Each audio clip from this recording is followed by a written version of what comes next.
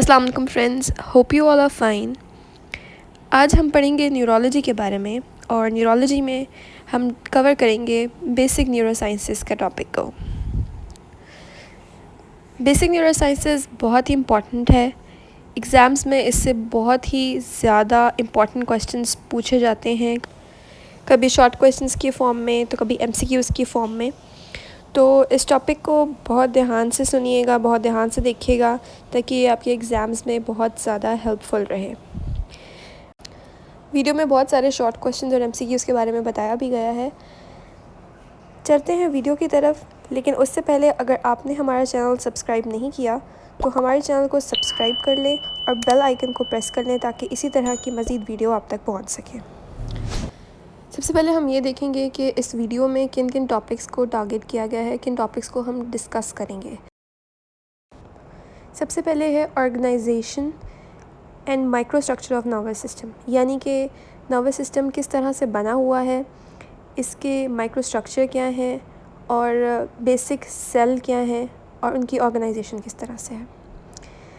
Second चीज़ हम ये discuss करेंगे कि डेवलपमेंट किस तरह हुई हुई है नर्वस सिस्टम की, यानी कि नर्वस सिस्टम किस तरह से डेवलप हुआ हुआ है, उसकी डिस्ट्रीब्यूशन क्या है, क्लासिफिकेशन देखेंगे उसकी, फंक्शनली भी और एनाटॉमिकली भी कैसे डिस्ट्रीब्यूटेड है। वीडियो की तरफ बढ़ते हैं और सबसे पहले हम देखेंगे कि न्यूरॉन्स क्या हैं, what are neurons. Neurons basically nerve cells हैं। ये बिल्डिंग ब्लॉक्स होते हैं हमारे नर्वस सिस्टम के और ये मिनिएचर सेल्फ हैं, यानी कि ये स्मॉल होते हैं, बहुत टाइनी होते हैं और ये इनके अंदर इंफॉर्मेशन होती है जो बेसिकली इंफॉर्मेशन प्रोसेसर होते हैं, जो भी हमारी बॉडी में फंक्शन हो रहे होते हैं थ्रू ब्रेन। ये उन सब इंफॉर्मेशन को कैरी आउट करते हैं, स्टोर करते हैं, ये इनपुट को रिसीव करते हैं, यानी कि जो भी इनपुट हमारी बॉडी से हमारे ब्रेन तक आती है ये उसको परसीव करते हैं और फिर उस इंफॉर्मेशन को प्रोसेस करते हैं कि क्या होना चाहिए और फिर उसी इंफॉर्मेशन को जनरेट करते हैं एज एन, यानी कि वो काम जो हमारी डिज़ायर्ड वर्क होता है हमारे मसल्स पे या हमारी बॉडी का जो ब्रेन चाह रहा होता है वो कैरी आउट होता है।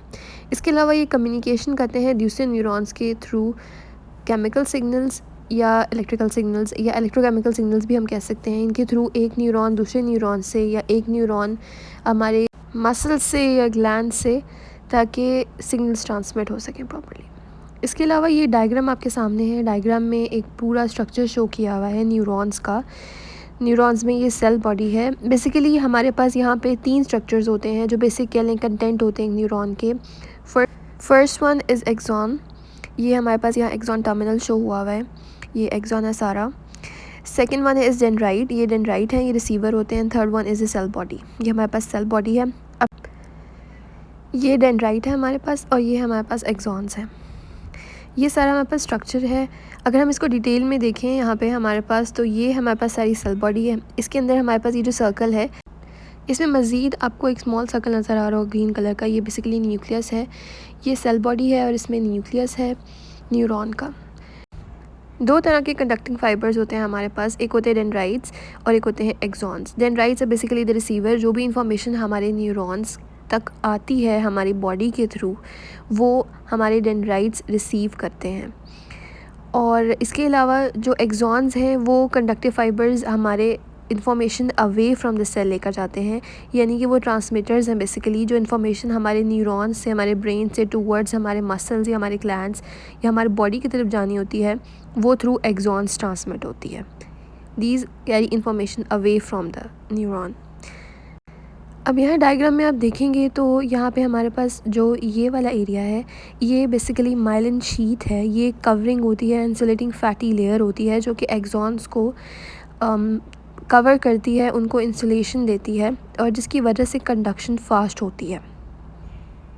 आगे देखेंगे तो आपको यहाँ माइलिन शीट्स के दरम्यान में गैप्स नज़र आएंगे। ये बेसिकली नोड्स ऑफ रैनवेयर होते हैं और इनका ठीक होना प्रॉपर कंडक्शन कैरी आउट करता है, यानी कि ऐसे डिजीज़ होते हैं जिसमें नोड्स ऑफ रैनवेयर बेसिकली ख़राब हो जाते हैं और उस डिज़ीज़ की वजह से प्रॉपर कंडक्शन नहीं हो पाती है। उसके बारे में हम लोग आगे पढ़ेंगे।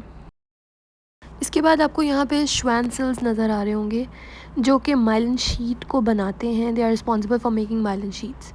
उसके बाद आपको यहाँ पे एक एरिया नज़र आ रहा है जिसे हम एक्सॉन टर्मिनल्स कह रहे हैं। बेसिकली ये वो जगह है जहाँ पे एक न्यूरॉन से दूसरे न्यूरॉन्स के दरमियान में कंडक्शन होती है, ट्रांसमिट होती है इंफॉर्मेशन। जो भी केमिकल सिग्नल्स ट्रांसमिट होने होते हैं एक न्यूरॉन से दूसरे न्यूरॉन के थ्रू, वो इन टर्मिनल्स के थ्रू जो है वो ट्रांसमिट होते हैं। अब तक हमने सारा स्ट्रक्चर देख लिया है और इसमें से ये इम्पॉर्टेंट है कि हमें न्यूरॉन के स्ट्रक्चर के बारे में क्वेश्चंस आ सकते हैं एग्ज़ाम में। शॉर्ट क्वेश्चन के तौर पे भी आ सकते हैं, लॉन्ग क्वेश्चन के तौर पे भी आ सकते हैं। अगर लॉन्ग क्वेश्चन के तौर पे आएंगे तो आप डायग्राम के साथ इसको एक्सप्लेन करेंगे। एमसीक्यूज़ भी आ सकते हैं कि what is myelin sheath, what is Schwann cell, और ऐसी क्या चीज़ है जो माइलिनेशन करने में हेल्प करती है। श्वेन सेल्स हैं जो कि माइलिनेशन करते हैं, एक्सॉन्स क्या हैं, डेंड्राइट्स क्या हैं, और इन दोनों में फ़र्क क्या है, what are the receiver and what are the transmitters. इस तरह के क्वेश्चंस आपको एग्ज़ाम्स में पूछ सकते हैं। आगे देखेंगे हम कि न्यूरॉन्स की जो कंपोजिशन है वो किस तरह से है। बेसिकली 3 स्ट्रक्चर्स मैंने आपको बताए थे जो कि न्यूरॉन को बनाते हैं। एक है हमारे पास सेल बॉडी, एक है हमारे पास एक्सॉन्स और एक डेंड्राइट्स। सेल बॉडी क्या होते हैं? सेल बॉडी वो पार्ट होते हैं न्यूरॉन का जिसमें हमारे पास एक्सॉन्स और डेंड्राइट्स नहीं आते, यानी एक्सॉन और डेंड्राइट्स के अलावा जो पार्ट होता है उसको हम सेल बॉडी कहते हैं। और उस सेल बॉडी के अंदर न्यूक्लियस प्रेजेंट होता है that carries information of the cell body, यानी न्यूरॉन की इन्फॉर्मेशन को जो है वो कैरी करते हैं। इसके बाद एक्सॉन्स की बात करेंगे। एक्सॉन्स हमारे पास लॉन्ग होते हैं, सिलेंड्रिकल प्रोजेक्शन होती है नर्व सेल की, यानी कि ये बाहर की तरफ लॉन्ग ब्रांचेस के लिए निकली हुई होती हैं जो कंडक्ट करती हैं electrical impulses away from the neuron cell body. जो भी इलेक्ट्रिकल सिग्नल्स होते हैं न्यूरॉन से दूर इंफॉर्मेशन लेके जाते हैं टूवर्ड्स द मसल और ग्लैंड्स। इनका फंक्शन यही होता है कि ये इन्फॉर्मेशन कैरी आउट करते हैं, ट्रांसमिट करते हैं न्यूरॉन से मसल्स और ग्लैंड्स की तरफ, ताकि प्रॉपर फंक्शन कैरी आउट हो जाए। इसलिए जो information away from the cell लेके जाते हैं उनको हम एक्सॉन्स कहते हैं। इसके बाद बात करेंगे डेंड्राइट्स की। Dendrites are branch projection of neurons, वो वाली प्रोजेक्शंस जो कंडक्ट करती हैं इलेक्ट्रिकल और केमिकल सिग्नल्स को टूवर्ड्स द सेल, यानी कि टूवर्ड्स द न्यूरॉन। ये रिसीव करती हैं इलेक्ट्रिकल केमिकल सिग्नल्स को। जो भी इंफॉर्मेशन आती है रिसीव करके उसको हमारे सेल बॉडी तक पहुंचाती हैं, और जो भी रिक्वायर्ड एक्शन होता है ये उसकी जो डिमांड आती है हमारी बॉडी से वो हमारे ब्रेन तक पहुंचाती हैं। डेंड्राइट्स के थ्रू जो है ये इन्फॉर्मेशन पहुंचती है हमारे न्यूरॉन्स तक। तो ये बेसिक 3 कॉम्पोजिशंस हैं, 3 मेन स्ट्रक्चर्स हैं हमारे न्यूरॉन्स की। अब बात करेंगे कुछ और स्ट्रक्चर्स के बारे में। न्यूरोलेमा, myelin sheath end nodes of Ranvier. न्यूरोलेमा क्या है? ये outer most nucleated cytoplasmic layer है। आउटर मोस्ट मतलब सबसे बाहर वाली लेयर न्यूक्लिएटेड, यानी कि इसमें न्यूक्लियस प्रेजेंट होता है, और साइटोप्लाज्मिक होती है, साइटोप्लाज्म होता है इस लेयर में। ये हमारे सेल्स के एक्सॉन्स को बेसिकली सराउंड करती है, यानी कि जो एक्सॉन्स इन्फॉर्मेशन को अवे फ्रॉम द सेल लेके जा रहे होते हैं ये उसको कवर करती है। ये आउटर मोस्ट लेयर बनाती है हमारे नर्व फाइबर्स की, यानी कि नर्व फाइबर्स की जो सबसे बाहर वाली लेयर होती है, जो हमारे पीएनएस में नर्व फाइबर्स होते हैं। अब यहाँ बताती चलो मैं आपको कि हमारा जो नर्वस सिस्टम है वो 2 तरह की डिविजन्स में है, पीएनएस एंड सीएनएस। तो जो पीएनएस है उसमें नर्व फाइबर्स जितने भी होते हैं उनमें ये आउटर मोस्ट लेयर के तौर पे एक्ट करती है। सो बेसिकली न्यूरोलेमा प्रोटेक्शन भी दे रही है, इंसुलेशन दे रही है हमारे नर्व फाइबर्स को, और कंडक्शन में भी जो है वो न्यूरोलेमा हेल्प कर रही है। अब बात करेंगे हम माइलिन शीट के बारे में। ये बेसिकली फैटी मटेरियल से बनी हुई लेयर होती है जो कि ग्लायल सेल्स बनाते हैं। ये हमारे एक्सॉन्स को इंसुलेट करती, मतलब कि एक्सॉन्स के इर्द गिर्द रैप होकर उन्हें प्रोटेक्शन देती है।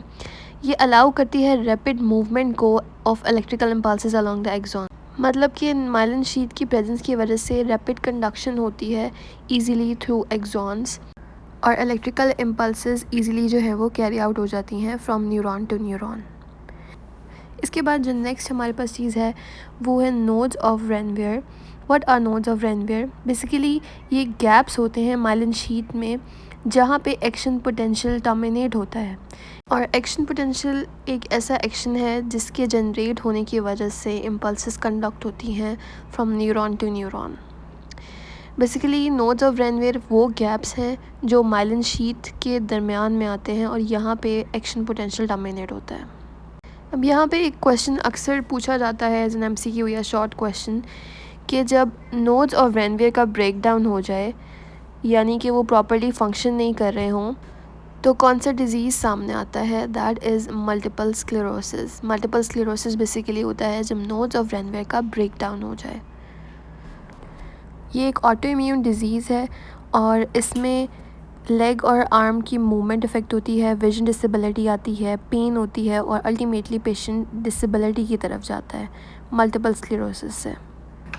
इसकी 4 स्टेजेस हैं and fourth one is the worst one, from primary to clinically isolated. अब हम डिस्कस करेंगे कि साइनैप्स क्या है। Synapse are basically the junction point. ये वो पॉइंट है जहाँ पे एक एक्सॉन दूसरे सेल के डेंड्राइट से मिलता है, where the axon or some other portion of one cell terminate on the dendrite, soma or axon of another neuron। यानी कि मतलब यहाँ पे आपको डायग्राम शो हो रही है, डायग्राम से मैं आपको एक्सप्लेन करूँगी कि ये हमारे पास एक न्यूरॉन है और यहाँ से हम ये दूसरा न्यूरॉन है, और यहाँ पे अगर आप देखें कि एक न्यूरॉन से हमारे पास ये एक एक्सॉन जो निकल रहा है और ये दूसरे से डेंड्राइट निकल रहा है। तो जहाँ से एक्सॉन से हमारे पास इम्पल्सेस आ रही हैं और ये डेंड्राइट्स आ रही हैं, और जिस पॉइंट पे ये दोनों मिलेंगे, इस पॉइंट को बेसिकली हम लोग साइनैप्स कहते हैं। इस पॉइंट पे बेसिकली एक न्यूरॉन से, ये एक न्यूरॉन है, ये दूसरा है, और इस पॉइंट पे बेसिकली एक इम्पल्स जो है वो ट्रांसमिट हो रही है। तो इस पॉइंट को हम लोग साइनैप्स कहते हैं, junction point between one and another neuron. ये हमारे पास सेंडिंग न्यूरॉन है और ये हमारे पास रिसीविंग न्यूरॉन है।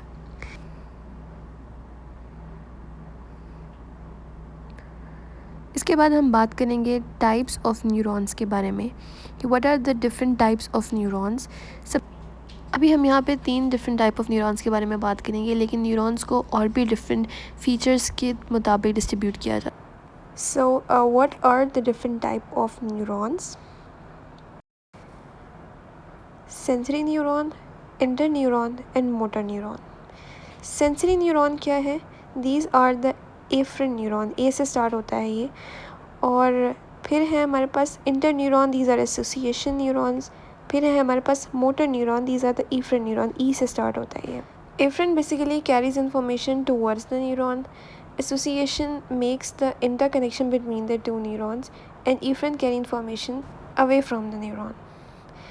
अब यहाँ पे हम तीनों सेंसरी, मोटर और इंटर न्यूरॉन के डिफरेंस के बारे में बात करेंगे कि तीनों में क्या फ़र्क है।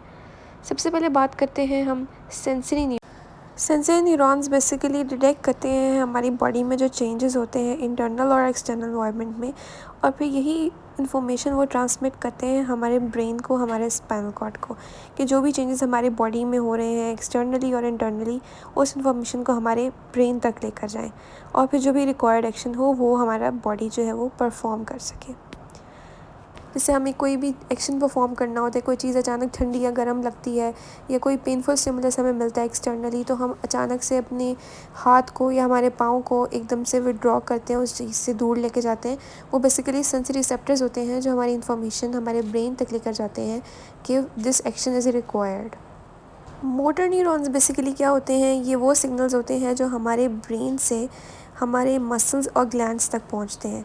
यानी कि कोई भी अगर सिग्नल हमारे ब्रेन को हमारे ग्लैंड्स तक पहुंचाना है वो मोटर न्यूरॉन्स के थ्रू जाएगा, और जो भी रिक्वायर्ड एक्शन है, विड्रॉवल का है या हम कोई भी डिज़ायर एक्शन कर परफॉर्म करना चाहते हैं, वो मोटर न्यूरॉन्स के थ्रू होता है। अब बात करेंगे इंटर न्यूरॉन्स की।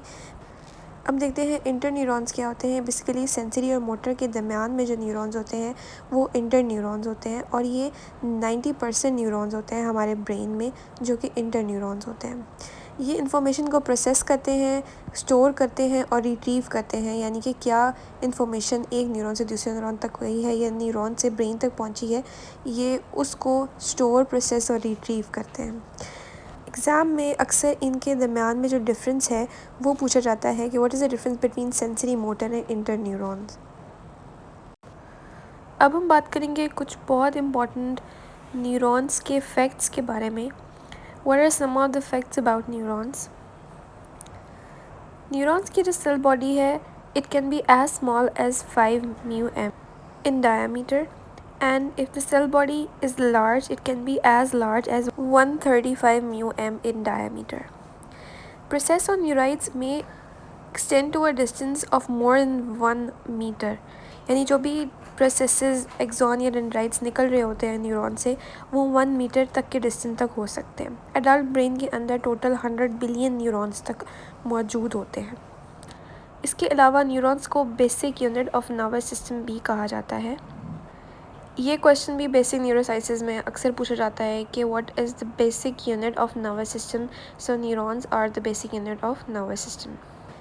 अगर आपका एग्ज़ाम पेपर MCQ बेस्ड है या शॉर्ट क्वेश्चन बेस्ड है तो उसमें ऐसे बेसिक क्वेश्चंस बहुत ज़्यादा पूछे जाते हैं कि what are the basic units और what are the building cells of nervous system. इसके बाद हम बात करेंगे कि न्यूरॉन्स किस तरह से कम्युनिकेट करते हैं। एक नेटवर्क में दो न्यूरॉन्स के दरमियान में किस तरह का कनेक्शन होता है।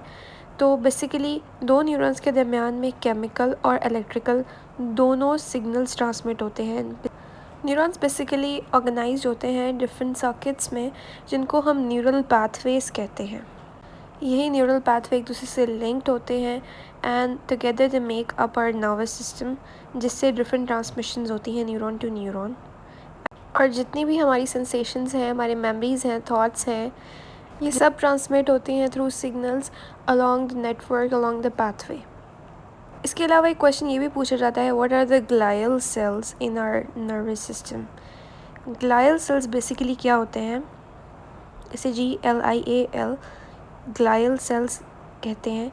ये बेसिकली सपोर्टिंग सेल्स होते हैं जो हमारे न्यूरॉन्स को सपोर्ट करते हैं to carry out an impulse, और बेसिकली द सपोर्टिंग स्ट्रक्चर्स। तो बेसिकली क्या न्यूरॉन्स जो हैं वो कम्युनिकेशन इलेक्ट्रिकली करते हैं या केमिकली करते हैं, अगर आपसे ये पूछा जाए तो ये दोनों तरीके से कम्युनिकेशन करते हैं, ट्रांसमिट करते हैं, केमिकली भी और इलेक्ट्रिकली भी। इम्पल्सेस जो हैं वो जनरेट करके ट्रांसमिट करते हैं from neuron to another neuron and from neuron to muscle and glands which are suppose to be active at that time. ये signals basically action potential generate करते हैं। एक्शन पोटेंशियल क्या होता है, ये केमिकल सिग्नल है या केमिकल इम्पल्स, केमिकल मैसेज है जो एक न्यूरॉन से दूसरे न्यूरॉन तक ट्रांसमिट होता है थ्रू एक्सॉन एंड डेंड्राइट। उसके बाद अक्सर पेपर्स में, एग्ज़ाम्स में ये भी पूछा जाता है कि सेरेब्रल पैल्सी क्या है, या कौन सा ऐसा डिज़ीज़ है जो कि हमारे ब्रेन को अफेक्ट करता है, न्यूरॉन्स को अफेक्ट करता है ड्यूरिंग बर्थ या आफ्टर बर्थ। तो CP सेरेब्रल पैल्सी एक डिज़ीज़ है जिसमें हमारा ब्रेन के न्यूरॉन्स जो हैं वो डैमेज होते हैं ड्यूरिंग और आफ्टर बर्थ। ये basically early years of life में होता है या फिर ड्यूरिंग प्रेगनेंसी जो है वो डिप्लीशन हो जाती है ऑक्सीजन की, ब्रेन को प्रॉपर ऑक्सीजन नहीं मिल पाता जिसकी वजह से प्रॉपर डेवलपमेंट नहीं होती ब्रेन सेल्स की, न्यूरॉन्स की, और वो डैमेज हो जाते हैं। और इससे बॉडी के डिफरेंट रीजन्स या फंक्शंस इफ़ेक्ट होते हैं। फाइन मोटर टास्क ख़राब हो जाता है। पेशेंट जो बच्चे होते हैं, CP चाइल्ड, वो फाइन मोटर टास्क नहीं परफॉर्म कर सकते, जैसे कि सिजर्स का इस्तेमाल करना या राइटिंग करना वो प्रॉपर्ली नहीं कर सकते। इसके अलावा उनके बैलेंस ख़राब हो जाता है, उनकी वॉक प्रॉपर नहीं होती, गेट प्रॉपर नहीं होती, और वो प्रॉपर तरीके से इंडिपेंडेंट नहीं होते। अपने एरियल्स और IADLs जो हैं वो डेली जो रूटीन के टास्क हैं वो इंडिपेंडेंटली परफॉर्म नहीं कर पाते। That is basically CP child जिनके न्यूरॉन्स बचपन में या ड्यूरिंग बर्थ जो है वो ख़राब हो जाते हैं। उसके बाद बात करेंगे हंटिंगटन। एग्ज़ाम्स में ये भी पूछा जाता है कि कौन सा ऐसा डिज़ीज़ है जिसमें जेनेटिक डैमेज होता है न्यूरॉन्स का। तो basically Huntington is a disease जिसमें न्यूरॉन्स जेनेटिकली डैमेज हो जाते हैं और बॉडी नॉर्मली परफॉर्म नहीं कर पाती, अपने एक्शंस कैरी आउट नहीं कर पाती। अब हम देखेंगे न्यूरॉन्स की classification, different varieties of neurons, उनके स्ट्रक्चर की बेस पे। सबसे पहले हम डिस्कस करेंगे कि यूनिपोलर न्यूरॉन्स कौन से होते हैं। Neurons are those in which the cell body has a single neurite that divides a short distance from the cell into two branches, one proceeding to some peripheral structure and other entering the central nervous system. इसका मतलब ये है कि हमारे पास यहाँ एक cell body है जिससे एक न्यूराइट निकल रहा है और वो शॉर्ट डिस्टेंस पे जाके आगे जाके दो न्यूराइट्स में डिवाइड हो जाता है। एक डिवाइड हो रहा है और प्रोसीड कर रहा है टुवर्ड्स आवर पेरिफेरल स्ट्रक्चर, और दूसरा जा रहा है towards our central nervous system. ये हमारे पास सेल बॉडी है, एक न्यूराइट निकल रहा है और ये आगे जाके 2 न्यूराइट्स में डिवाइड हो रहा है, और ये हमें पास एक्सॉन शो हो रहा है जो कि away from the neurons information लेके जा रहा है। These are called unipolar neurons. Bipolar neurons क्या होते हैं? बाइपोलर न्यूरॉन्स में बेसिकली एक एलोंगेटेड सेल बॉडी होती है जिसके दोनों एंड से एक सिंगल न्यूराइट इमर्ज होता है, यानी कि एक सेल बॉडी है और उसके दोनों एंड से सिंगल न्यूराइट्स निकल रहे होते हैं। अब यहाँ पे हमारे पास ये एक सेल बॉडी है, सेल सोमा है, यहाँ पे इसके दोनों एंड से एक एक न्यूराइट निकल रहा है। आइदर ये एक्सॉन हो सकता है या डेंड्राइट हो सकता है, यानी कि towards neuron and away from neuron. That's why it's called bipolar, यानी कि इसके 2 पोल्स हैं, ये एक्सॉन एंड डेंड्राइट शो हो रहा है और ये दूसरे एंड पे एक्सॉन्स हैं और ये एक्सॉन टर्मिनल्स हैं, इसकी कोलेटरल ब्रांचेस हैं। इसकी डिफरेंट एग्जांपल्स हमें मिलती हैं बॉडी में। रेटिनल बाइपोलर सेल्स, यानी रेटिना में जो मौजूद सेल्स होते हैं वो भी बाइपोलर होते हैं। इसके अलावा हमारे जो कॉक्लियर में और वेस्टिबुलर गैंग्लिया में जो भी सेल्स मौजूद होते हैं वो भी बाइपोलर होते हैं। उनकी भी सिंगल सेल बॉडी से 2 न्यूराइट्स इमर्ज हो रहे होते हैं। उसके बाद मल्टीपोलर न्यूरॉन्स की बात करें तो हमारे पास एक से ज़्यादा न्यूराइट अगर एक सेल बॉडी में से निकल रहा है, that is called multipolar neuron, having more than one neurite arising from a single body. Multipolar neuron have multiple neurites arising from a cell body. Longer processes are axons, यानी कि जो लंबे process होते हैं वो एक्सॉन होते हैं और जो दूसरे होते हैं वो डेंड्राइट्स होते हैं। इसकी एग्जांपल हमारी बॉडी में हमें मिलेंगी ब्रेन और स्पाइनल कॉर्ड के जो फाइबर ट्रैक्स होते हैं वो ज़्यादातर मल्टीपोलर न्यूरॉन्स होते हैं, and peripheral nerves and motor cells of spinal cord वो भी हमारे पास मल्टीपल होते हैं। यहाँ पे अब हमारे पास देखें एक सेल बॉडी है, इसके डिफरेंट डेंड्राइट्स निकल रहे हैं और ये एक एक्सॉन है और ये फर्दर उसकी कोलेटरल ब्रांचेस हैं, यानी कि एक से ज़्यादा डेंड्राइट्स अगर निकल रहे हैं एक सेल बॉडी से, दैट इज़ मल्टीपोलर। यहाँ पे हमारे पास अक्सर पूछा जाता है कि डिफरेंस क्या है यूनी बाय और मल्टीपोलर न्यूरॉन में। तो ये क्वेश्चन अक्सर एग्जाम्स में आता है कि इन तीनों के दरम्यान में डिफरेंस क्या है। अब बात करेंगे कि न्यूरोट्रांसमीटर्स क्या होते हैं। अक्सर आप लोग जब नर्वस सिस्टम के बारे में पढ़ते हैं तो हमें सुनने को मिलता है कि न्यूरोट्रांसमीटर्स क्या होते हैं। Basically these are referred as the body chemical messenger.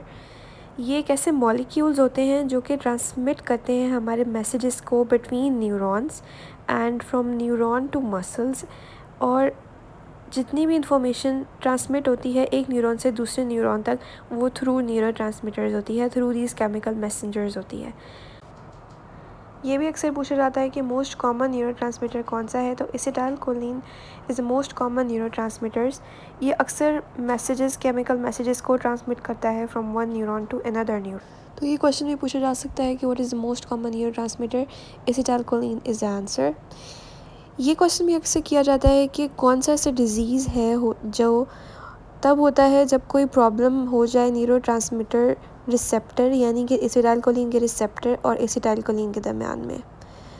तो इसका आंसर है Myasthenia gravis is a disease which is basically caused when there is a problem between acetylcholine and its receptor. Proper transmission ना हो रही हो acetylcholine की तो Myasthenia gravis होता है। ये बेसिकली एक मसल्स का डिज़ीज़ है, मस्कुलर डिज़ीज़ है जिसमें प्रॉपर मसल्स अपना फंक्शन कैरी आउट नहीं कर पाती।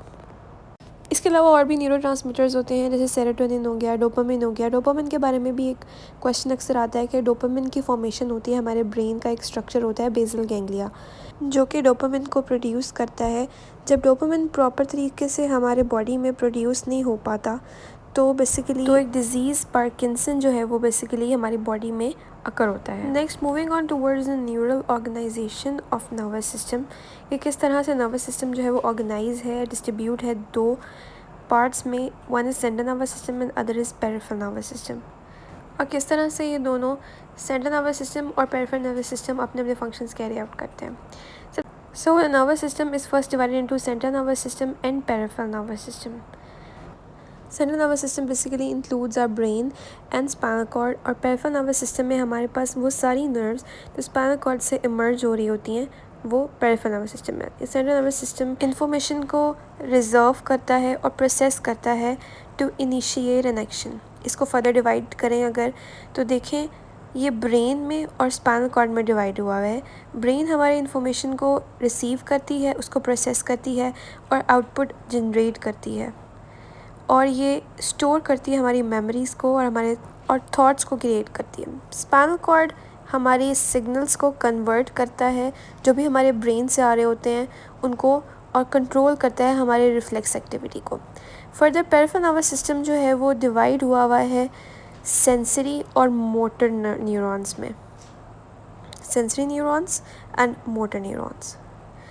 मोटर न्यूरॉन्स फर्दर डिवाइड हुए हैं सिमेटिक नर्वस सिस्टम में एंड ऑटोनॉमिक नर्वस सिस्टम में। ऑटोनॉमिक को फर्दर डिवीजन में देखें अगर, तो हमारे पास है यहाँ पे sympathetic nervous system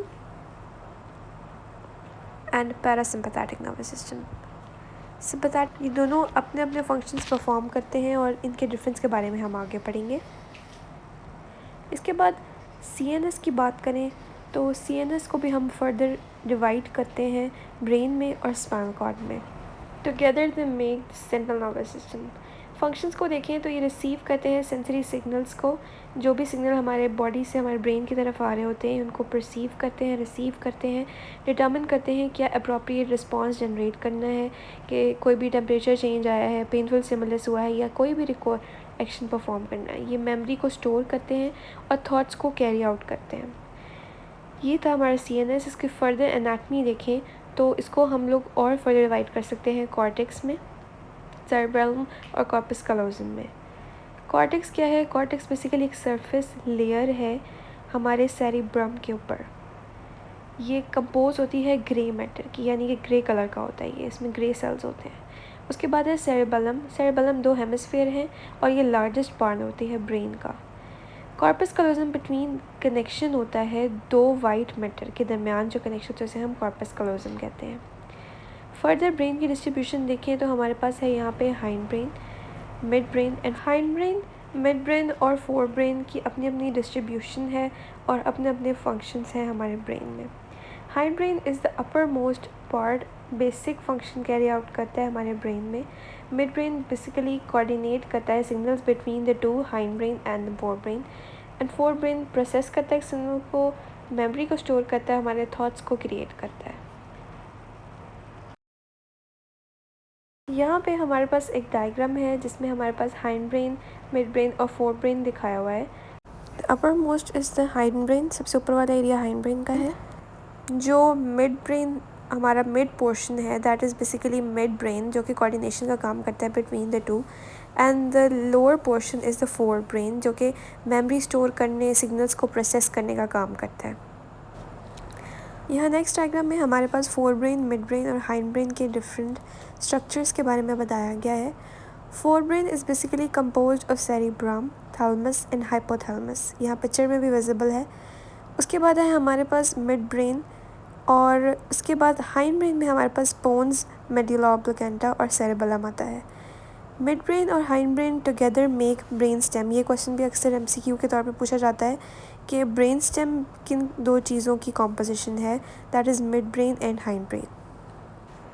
next diagram में हमारे पास सेरेब्रल हेमिस्फेयर के बारे में बताया हुआ है। इसके 2 पार्ट्स होते हैं, लेफ़्ट एंड राइट। ये आउटर मोस्ट कवरिंग होती है हमारे ब्रेन की, और इसमें राइट हेमिस्फेयर और लेफ़्ट हेमिस्फेयर डिफरेंट फंक्शंस के लिए रिस्पॉन्सिबल होता है हमारी बॉडी के। इसके सेंटर वाले पार्ट को हम कॉर्पस कलोजम कहते हैं, जो कि दोनों राइट और लेफ़्ट हेमिस्फेयर को यूनाइट करता है या इनके दरम्यान में एक कनेक्शन होता है। राइट हेमिस्फेयर कंट्रोल करता है हमारी क्रिएटिविटी को, स्पैटियल एबिलिटी को, आर्टिस्टिक और म्यूज़िकल स्किल्स को। Left hemisphere is in charge of the cognitive function, जैसे कि स्पीच है, लैंग्वेज है, कॉम्प्रिहेंशन है। ये सब कॉग्निटिव फंक्शंस हमारे लेफ़्ट सेरेब्रल हेमिस्फेयर ब्रेन का कंट्रोल करता है। अब हम डिस्कस करेंगे ब्रेन के डिफरेंट लोब्स, कॉर्टेक्स और एरियाज़ के बारे में। ब्रेन में डिफरेंट कॉर्टेक्स होते हैं जिनमें है association cortex, motor cortex, somatosensory cortex. Motor cortex वो रीजन होता है सेरेब्रल कॉर्टेक्स का जो कि इन्वॉल्व होता है प्लानिंग में, एग्जीक्यूशन ऑफ वॉलंटरी मूवमेंट्स और डिफरेंट तरह के एक्शंस को कंट्रोल करने में। On the other hand, sensory cortex is responsible for processing somatic sensation, जैसे कोई भी पेन, टेम्परेचर, प्रोप्रियोसेप्शन की सेंसेशन जो होती है वो सेंसरी कॉर्टेक्स जो है वो डिटेक्ट करता है। दो areas, Broca's area and Wernicke area. Broca areas is responsible for speech articulation, speech production, ये लेफ्ट हेमिस्फेयर में मौजूद होता है। और वर्निकी एरिया हमारे टेम्पोरल लोब में मौजूद होता है और ये स्पीच की कॉम्प्रिहेंशन के लिए यानी स्पीच को समझने के लिए रिस्पॉन्सिबल होता है। नेक्स्ट हम डिस्कस करेंगे कि स्पाइन और स्पाइनल कॉर्ड का क्या रोल है हमारे नर्वस सिस्टम में। Spinal cord is protected by 33 pair of vertebras. ये वर्टेब्रास हमारे स्पाइनल को किसी भी तरह के शॉक से या इंजरी से प्रोटेक्ट करती हैं। इसके बाद सेल बॉडीज़ के अंदर ग्रे मैटर होता है और वाइट मैटर माइलिनेटेड फाइबर्स होते हैं। PNS nerves extend outside of the बाहर एक्सटेंड होती हैं, उन्हें हम पेरिफेरल नर्वस सिस्टम के तौर पे कहते हैं। They emerge out of the spine. Peripheral nervous system को पढ़ते हैं आगे। इसमें हमारे पास है नर्व्स, न्यूरॉन्स और जितने भी sensory organs outside the central nervous system, इन सबको हम लोग पेरिफेरल नर्वस सिस्टम कहते हैं। इसका फंक्शन है ये हमारे सीएनएस को सिग्नल्स पहुंचाता है, रिसीव करता है और ट्रांसमिट करता है मोटर सिग्नल्स को फ्रॉम सीएनएस। जितने भी फंक्शन सीएनएस से कैरी आउट होते हैं वो इसके थ्रू होते हैं और ये हमारे इफेक्टर्स को यानी मसल्स को, ग्लैंड्स को स्टिमुलेट करता है। ये इसमें हमारे मसल्स भी आते हैं और हमारे ग्लैंड्स भी आते हैं। Muscles and glands. Sympathetic nervous system को अगर देखें तो इसमें हमारे पास मोटर न्यूरॉन्स हैं जो कि कंट्रोल करते हैं हमारे वॉलंटरी मूवमेंट को by activating our skeletal muscles, यानी कि जो भी एक्शन हम लोग खुद अपने विलिंगली परफॉर्म करना चाहें हमने स्केलेटल मसल्स के थ्रू, वो वॉलंटरी मूवमेंट्स होती हैं। इसके अलावा ये इन्वॉल्व होता है इनवॉलंटरी एक्शंस में, जैसे कि हमारे रिफ्लेक्सेस होते हैं, लेकिन ये रिफ्लेक्सेस हमारे किसी वॉलंटरी कंट्रोल की वजह से इफ़ेक्ट भी हो सकते हैं। जैसे हम अगर कोई रिफ्लेक्स परफॉर्म करते हुए अपने मसल को टेंस कर लें तो भी ये रिफ्लेक्सेस इफ़ेक्ट होते हैं, that can reduce the response. उसके बाद है हमारे पास सोमैटिक नर्वस सिस्टम जो कि वॉलंटरी नर्वस सिस्टम होता है, यानी कि जितने भी वॉलंटरी एक्शंस होते हैं वो सोमैटिक नर्वस सिस्टम के थ्रू कैरी आउट होते हैं। इसमें हमारे पास मोटर सेल्स होते हैं जो वेंट्रल हॉर्न में मौजूद होते हैं। ये एक्सॉन्स सेंड करते हैं हमारे मसल्स की तरफ, यानी इन्फॉर्मेशन हमारे मसल्स को सेंड करते हैं कोई भी फंक्शन कैरी आउट करवाने के लिए, और इनके स्टिमुलेटर्स या न्यूरोट्रांसमीटर्स एसिटाइलकोलिन होते हैं जिनके बारे में हमने पहले भी पढ़ा था। Now will discuss what is autonomic nervous system. Autonomic nervous system basically motor neurons जो कि कंट्रोल करते हैं इनवॉलंटरी रिस्पॉन्सेज, वो रिस्पॉन्सेज जो हम खुद अपनी विल से परफॉर्म नहीं कर रहे लेकिन समहाउ हमारी बॉडी इससे परफॉर्म कर रही है by organs, glands and smooth muscles. Autonomic nervous system is further divided into sympathetic and parasympathetic nervous system. Parasympathetic responsible होता है फ़ाइट और फ्लाइट मूवमेंट के लिए, यानी कोई भी इमरजेंसी सिचुएशन होगी तो उसमें आइदर फाइट करना है या वहाँ से फ़्लाइट करना है। और पैरासिम्पैथेटिक रिस्पॉन्सिबल फॉर रेस्ट, यानी कि कोई भी इमरजेंसी सिचुएशन जिसमें आपको या तो फाइट करना है या फ़्लाइट करना है, यानी कि आपको उस सिचुएशन से फ्ली करना है या फिर उसको सामने रह के उसको फ़ाइट करना है, that is sympathetic nervous system. और पैरासिम्पैथेटिक में ये है कि कोई भी रेस्ट की सिचुएशन है या फिर कोई भी काम सिचुएशन है उसमें आपको किस तरह से रिस्पॉन्ड करना है, वो that is parasympathetic. Emergency is for sympathetic and rest and calm situation is lead by parasympathetic. बहुत ही इंपॉर्टेंट टॉपिक है, इसमें हम पैरासिम्पैथेटिक नर्वस सिस्टम और सिम्पैथेटिक नर्वस सिस्टम के डिफरेंस के बारे में डिस्कस करेंगे। ये एग्ज़ाम्स पॉइंट ऑफ व्यू से बहुत इंपॉर्टेंट है, अक्सर इसको शॉर्ट या लॉन्ग क्वेश्चन के तौर पे या एमसीक्यूज़ में भी पूछा जाता है कि what is the difference between sympathetic and parasympathetic nervous system. पहला डिफरेंस ये है कि पैरासिम्पैथेटिक नर्वस सिस्टम में कोई भी रेस्ट की सिचुएशन आएगी और ऑटोनॉमिक नर्वस सिस्टम सिम्पैथेटिक में इसमें रेस्ट और रुमिनेट्स के रिस्पॉन्स आएगा, और सिम्पैथेटिक नर्वस सिस्टम में हमेशा फ़ाइट और फ्लाइट का रिस्पॉन्स होगा इमरजेंसी सिचुएशन में। इसके बाद ये इस तरह की कोई भी सिचुएशन जिसमें आपको ये डिसाइड करना है कि आपको इधर फाइट करना है या आपको वहाँ से फ्लाइट करना है, that is sympathetic nervous system. उसके बाद है पैरासिम्पैथेटिक नर्वस सिस्टम में हमारे जो प्यूपल हैं वो कंस्ट्रिक्ट हो जाते हैं, जबकि सिंपैथेटिक नर्वस सिस्टम में हमारे प्यूपल डायलेट कर जाते हैं। फिर सिंपैथेटिक नर्वस सिस्टम में हार्ट रेट इंक्रीज़ करता है, ब्रीदिंग रेट इंक्रीज़ करती है, जबकि पैरासिम्पैथेटिक में डिक्रीज़ करती है। ब्लड वेसल्स की कंस्ट्रिक्शन होती है सिंपैथेटिक में, और पैरासिम्पैथेटिक में ब्लड वेसल्स डायलेट करते हैं। डाइजेशन स्टिमुलेट होती है पैरासिम्पैथेटिक में और इंक्रीज़ हो जाती है, और सिंपैथेटिक में ये इनहिबिट होती है। These are the major differences जो एग्ज़ाम पॉइंट ऑफ व्यू से बहुत इंपॉर्टेंट है। तो ये था हमारा आज का topic, detailed discussion on basic neurosciences. अगर आपको हमारी वीडियो पसंद आई है तो हमारी वीडियो को लाइक करें, शेयर करें, सब्सक्राइब करें हमारे चैनल को, और कमेंट सेक्शन में ज़रूर बताइएगा अगर आप इसी किस्म की और वीडियोस देखना चाहते हैं। Thank you for watching our video.